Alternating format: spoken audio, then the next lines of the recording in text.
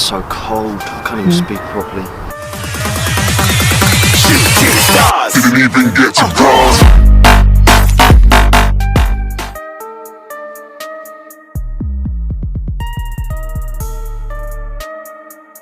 Hi guys, Chris here from Coach My Skills, coming today here with another short video for you. I've had a couple of requests about this one, so today I'm doing soccer fitness.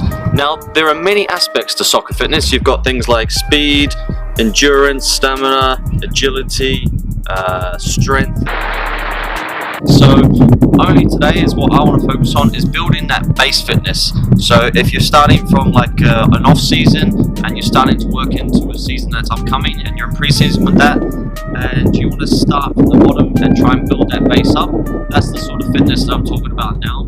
So I want to just talk through three different types of training that you can do to help improve that soccer fitness.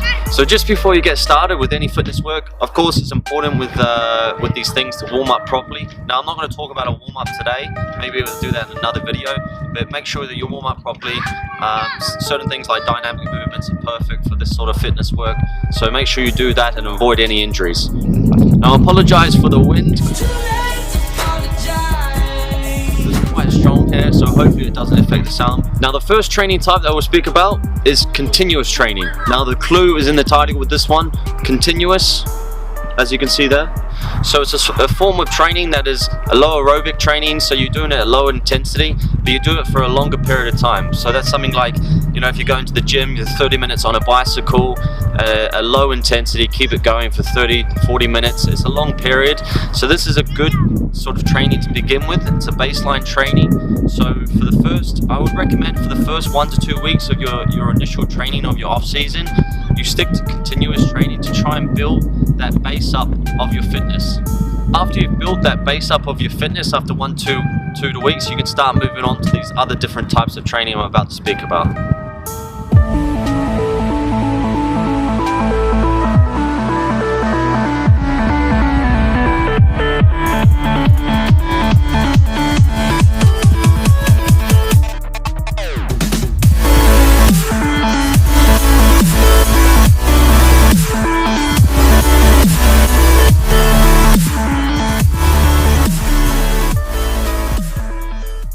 So after having been doing that continuous training for a period of 1 to 2 weeks, the second type of training that you can now incorporate into your off-season sort of program is fartlek training. Believe it or not, fartlek training means speed play in Swedish, of all languages.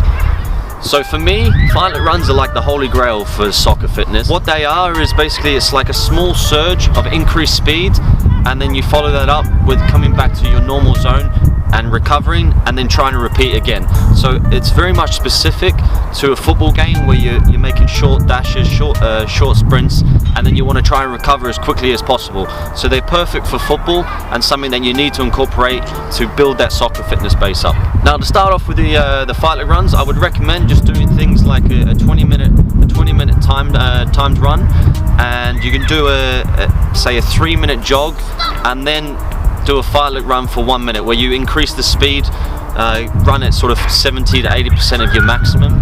That's all it is. It's not a full out maximum run. You're not trying to hit the red line of things.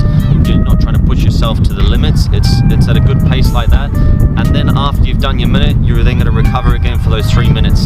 So it's like I said, it's very specific for football. It's very relevant. So it's something you should definitely incorporate in your training.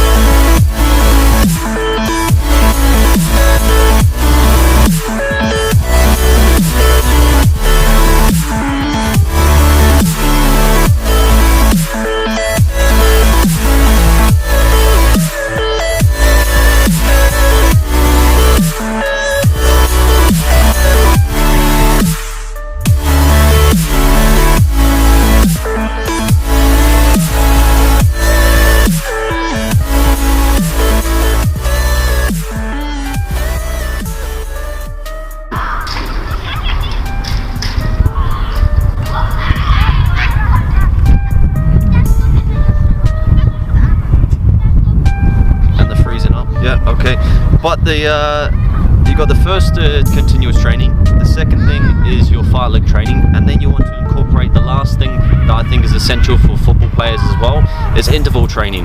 Now, interval training can seem a little bit similar to the fight leg training, but I can assure you it's not. And what that is a higher intense for shorter periods of time, but the rest is almost equivalent to the amount of time that you're working.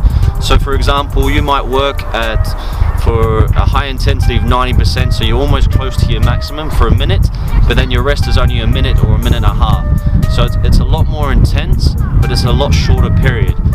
So a little bit like the fight leg training as well, with the interval training it's important to focus as well on the recovery. So it's like when you're recovering, your body is also adapting as well. So it is part of the process that when you're putting the work in and you're recovering, you focus on the recovery as well, because as you're doing it, your body makes changes, you're becoming a lot more stronger and fitter, and this is perfect for football as well. So it's important that you build up through that, and I'll show you that as well, that you build from the continuous to your fight leg into your interval, and then you start to incorporate them all, and that will really give you a really good basic ground fitness for football, for moving forward into things that are more specific like speed, agility, all those other things that you'll have as well that you can focus on another time.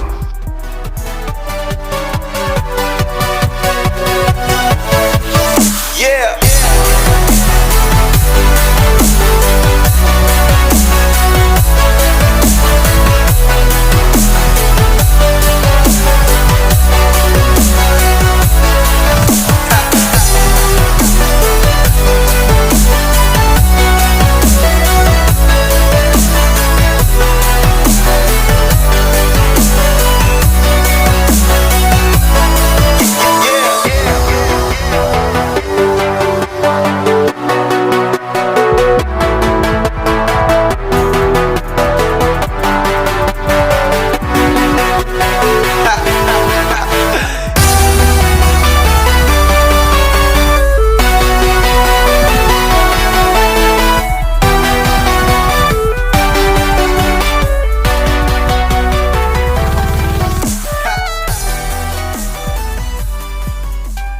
So that's the 3 types of training that I'd recommend to do, especially if you're doing an off-season program. To the people that requested this video, thank you very much. I picked probably the worst day to do it. It's so cold, and yeah, but I hope that it's useful for you. So thanks for watching. I hope you enjoyed the video. If you did, give it a thumbs up.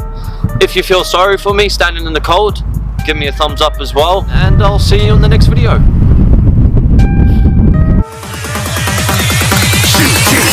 Didn't even get to bronze.